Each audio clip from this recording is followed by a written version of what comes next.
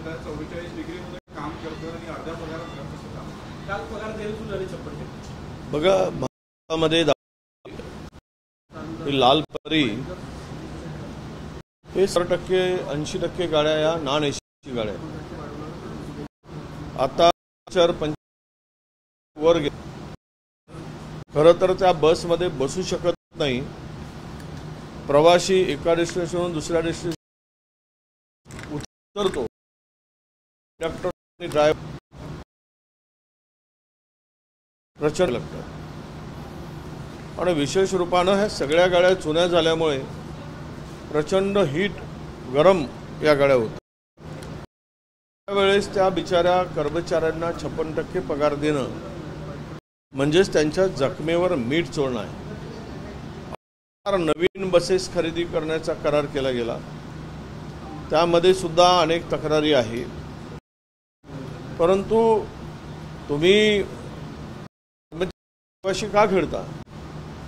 हा घाम गाळणारा, परिश्रम करणारा, कारण जे वाहक चालक बिचारे ज्यावेळेस गाडी हॉल्टिंगला जाते त्यावेळेस तिथे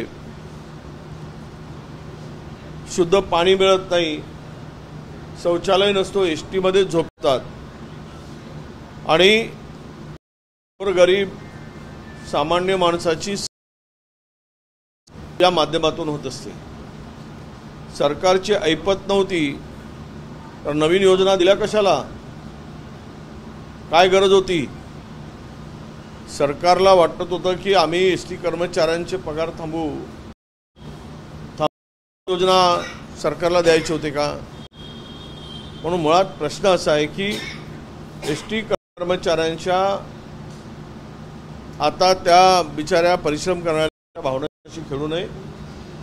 कोणाचे असेल थांबवा, एसी मध्ये बसणाऱ्यांचे पगार थांबवा, पण कर्मचाऱ्यांचे पगार पूर्ण द्या अशी आम्ही मागणी करू. राहुल गांधी यांनी असं वक्तव्य केलं की स्वातंत्र्यपूर्व काळात आम्ही इंग्रज आणि आरएसएसच्या विरोधात लढलो.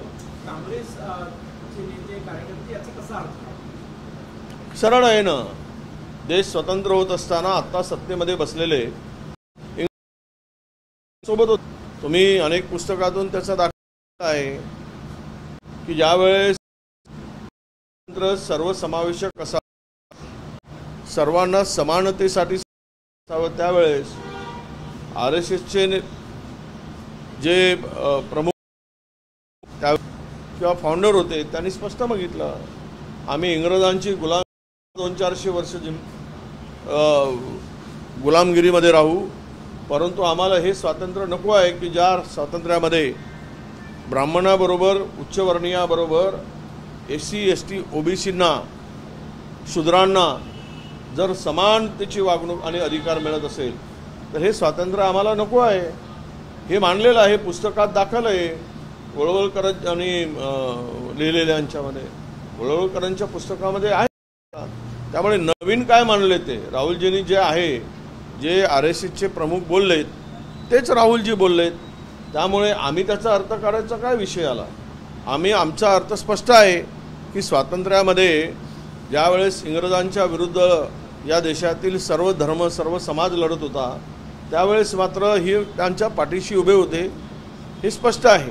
त्यामुळं खरा राष्ट्रभक्त, देशभक्त आणि याची जर व्याख्या काढली तर स्वातंत्र्यानंतरची व्याख्या की स्वातंत्र्यापूर्वी ज्यांनी स्वातंत्र्य मिळवून दिलं, त्याचा अर्थ स्पष्ट आहे की स्वातंत्र्यानंतर आयता मलिदा खाण्यासाठी ही सत्तेत बसली. स्वातंत्र्यानंतर देश उभं करण्याचं, स्वातंत्र्याची लढाई लढण्याचं काम काँग्रेस पक्षाने केलेलं आहे. अजित दादा म्हटले की शरद पवार कालही आमचे दैवत होते, आजही दैवत आहे. भूमिका बदलत आहे असे परिस्थितीनुसार सगळेच बदलत आहे. अनेकांना बदलावं लागतं. आजची स्थिती बघा, तो दिवस काही दूर नाही. फार तर 2-3 वर्ष तुम्ही आता या भाजपबरोबर असलेली मंडळी त्यांच्यासोबत आहेत. 3 वर्षानंतर ते कुठे दिसतील पुढच्या निवडणुकीमध्ये याचा हळूहळू अंदाज यांना येणं सुरू झाला आहे. त्यामुळे स्वतंत्र अस्तित्व निर्माण करून जगणं, आता याची तयारी जर हे दोन्ही पक्षाला करावं लागेल, नाहीतर हे अस्तित्व शून्य अशी यांची स्थिती होईल. त्यामुळे अजितदादांना जर शरद पवार साहेबांच्या दैवत जर उल्लेख होत असेल तर तो मला वाटते बीडच्या भाषणातही त्यांनी केलेला आहे. पुण्याई कोणाची तर आई वडिलांची आणि चुलतेची पुण्याई असं ते बोललेत. म्हणजे स्पष्ट आहे की त्यांच्या मागे काकांची पुण्याई आहे. एकीकडे एसटी कर्मचाऱ्यांचा पगार द्यायला पैसे नाही, दुसरीकडे मंत्र्यांसाठी आयपॅड खरेदी करण्याचा निर्णय. आयपॅड तर असलं पाहिजे मंत्र्यांच्याकडे, अपडेट असलं पाहिजेत, आधुनिक तंत्रज्ञानाचा वापर. त्यात काही फार खर्च होतो असं मी मानत नाही. आणि एसटीच्या कर्मचाऱ्यांना पगार आणि आयपॅड मंत्र्यांचा यावर काही फार आता मला तरी गरज वाटत नाही. कारण ही गरज आहे, ही नीड आहे. आता कामाचा निपटारा करण्यासाठी ती दिलीच गेली पाहिजे. आणि त्यासाठी एसटी कर्मचाऱ्यांचे पगार रोखणं हे मात्र उचित नाही. तुळजापूरमध्ये मंदिराचे पुजारी आणि लातूरमध्ये एका पोलीस कर्मचाऱ्याकडे ते ड्रग्सचा मोठा साठा सापडलेला हे रॅकेट चालवत असल्याचं समोर आलं. नाही, सगळे आता भ्रष्ट झालेलं आहे. देवांना सुद्धा या लोकांनी सोडलेलं नाही. ज्या पवित्र देवालयात हे राहतात त्याचं पावित्र्य घालवण्याचं पाप अलीकडे सुरू झालं आहे. आणि त्यामध्ये राजकीय लोक त्या ठिकाणी पुढे येत आहेत. एका विशिष्ट पक्षाच्या आमदारांच्या जवळची लोक त्या ठिकाणी आता पुढे आले, त्यांची नावं पुढे आलेली आहे.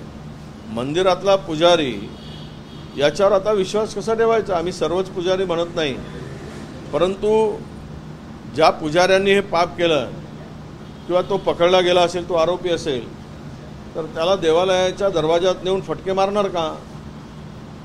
हा सांगतो ना, बाकीचे मंत्री ओरडत असतात. आमचं जर पावित्र्य, आमच्या धार्मिक भावनाला ठेच पोहोचत असेल पुजारी, तर तो पुजाऱ्याला कोणत्याही परिस्थितीत सोडता कामा नये. त्याला पहिल्यांदा तर सबक शिकवलं पाहिजे आणि मॅसेज दिला पाहिजे की मंदिरामध्ये देवाची पूजा करून धार्मिक भावनेशी, त्यामुळे त्याला फटके देणं हे पुण्याचं काम होईल. आणि जो फटके मारेल त्याला अशी जर नालायक प्रवृत्तीला ठेचायचं असेल तर. 26-11चा जो मास्टरमाइंड होता तो राणा आज भारतात येत आहे. आता ते आणू देत, आनंद आहे. मास्टर माइंडला आणतायत. काल आमच्या प्रणितींनी बोललं, काल किंवा वर्षाताईंनी, की आज जर तवरनूर राणाला आणताय तर मग त्या दाऊदला का आणलं नाही? तो तर जवळ बसला आहे पाकिस्तानात. ती हिंमत का दाखव? त्यालाही घेऊन या. कारण या बॉम्बस्फोट घडवण्यामध्ये मास्टर माइंड जो तरी असला तरी त्याची जबाबदारी कोणावर आहे हे सगळ्यांना माहीत आहे. जबाबदारी कोणी स्वीकारली होती हेही माहीत आहे. त्यामुळे आता निवडणुकीच्या तोंडावर आणून महानगरपालिकेच्या राजकारण करू नये. देशद्रोही आहे. त्या देशामध्ये त्यांनी जे बॉम्बस्फोट घडवून आणला आहे त्याला आणून त्याला फाशी दिली पाहिजे आणि त्याचं राजकारण करता कामा नये. कारण राजकारण करून पुन्हा मताची पोळी शेकली जाईल. हिंदू मुस्लिम करून हमने बहुत कुछ किया. 15 वर्ष झालेत त्या तरुण राणाला आणायसाठी. 15 वर्ष का लागलेत याचं उत्तर कोण देणार?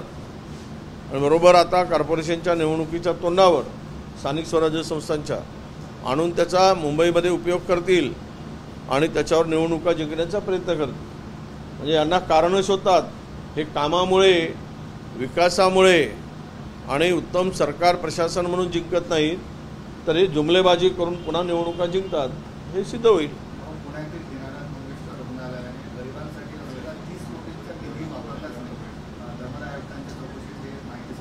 ते कसलं ते मंगेशकर कुटुंब, हे लुटारूंची टोळी आहे. ते कोणी कधी दान केल्याचं पाहिलं आहे त्या मंगेशकर फॅमिलीनी? गाणं म्हणून सगळ्यांनी मिरवलं. लता दिदी, आशा दिदी, हे दिदी, ते दिदी.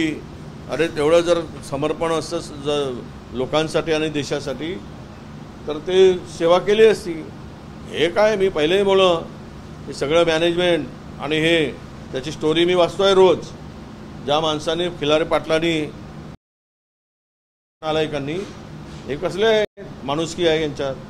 हे तर माणुसकीला कलंक असलेले कुटुंब आहे असं मी मानतो.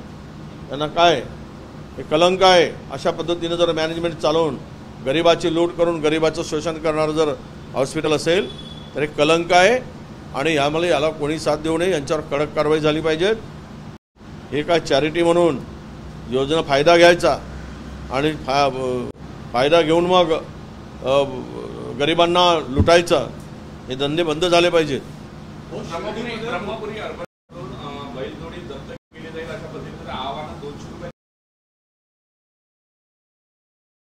तो व्हिडिओ पाठवला एसपीला आणि एसपीनं सांगितलं हा जो गाडी आहे ती गाडी व्हिडिओमध्ये आलेली आहे, ती गाडी जप्त करा आणि त्या गाडी जप्त करून ज्या गाडीमध्ये ज्या लोकांनी त्या बिचाऱ्या गरीब लांचाकडून हे जे आता स्पष्ट झालेलं आहे की हे लोक जनावरं जे कत्तलखान्यात जातात ते अडवून हे जे दाखवत आहेत हे म्हणजे आम्ही गोमातेचं रक्षण करतो, यातले अनेक जण, यातील काही जण इमानदार असतील, अनेक जण त्यातले हे लुटारू आहेत आणि चंदा वसूल करणं धंदा झालेला आहे त्यांचा या गोमातेच्या नावाखाली।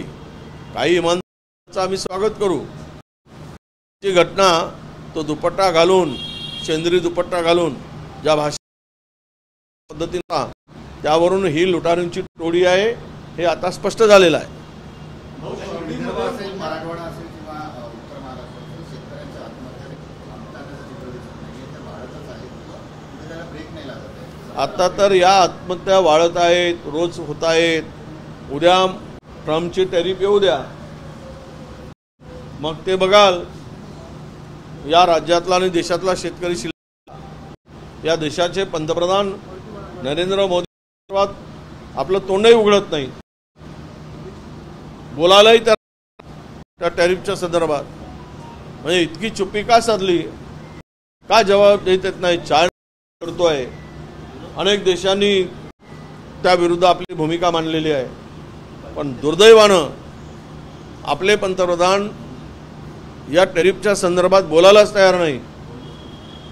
या परिणाम कारण ॲग्रिकल्चरवर फार मोठ्या प्रमाणात होतो आणि उद्या यामध्ये शेतकऱ्यांची वाढ उत्पत्ती होत असताना महाराष्ट्र सरकार म्हणून हे तर निर्लज्ज आहे की आताही आधी लोकांना सांगायचं आम्ही तुमची कर्जमाफी करतो, नंतर मात्र आम्ही कर्जमाफी देण्याचा विषय नाही किंवा बोलायला तयार नाही आणि त्यातून आपण अलिप्त राहायचं आणि वेगवेगळे प्रकारचे स्टेटमेंट द्यायचे, ही शेतकऱ्याची बेईमानी आहे। आणि हे जर आत्ता होत राहील, कारण मराठवाड्यामध्ये मागील 2 वर्षापासून काहीच निधी त्या संकटामध्ये सापडलेल्या शेतकऱ्यांना देणे होते मदत, ती दिलीच आणि वरून कर्जमुक्ती नाही, त्यामुळे आता क्रॉप लोन मिळणार नाही पुढच्या महिन्यात। आणि या स्थितीमध्ये शेतकरी शेती करू शकणार, त्याला आत्महत्या करण्याचा पर्याय राहणार नाही, अशी परिस्थिती या राज्यामध्ये महायुतीच्या सरकारनं ठेवलेली आहे। आणि त्यामुळं या सगळ्या घटनेसाठी उद्या शेतकऱ्यांची हत्या करणारी महायुती सरकार ठरणार आहे।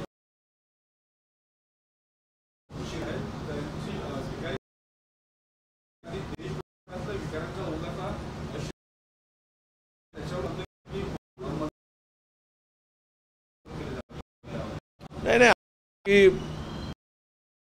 राज्य सरकारची एक धोरण आणि पॉलिसी असते। कुठल्या राज्यातला बनण्यापेक्षा राज्यात काही कमी भिकारी आहे, तसंही सरकारने अनेक भिकारी तयारच करण्याचं काम सुरू केलेलं आहे। भिकारी पुढे दिसत आहेत, उद्या गल्लत होईल, ही केंद्र सरकारची आणि राज्य सरकारची भूमिका उद्या दिसणार आहे। आम्ही उद्या भिकारी होऊन रस्त्यावर फिरणार आहोत, त्यामुळं या बंदोबस्त या सरकार वेळ नसेल किंवा त्याच्यावर उपाययोजना करायसाठी, पण असलेलं प्रसाद किंवा जेवण बंद करण्याची केली होती आणि इथे भिकाऱ्यांची संख्या वाढत आहे म्हणून।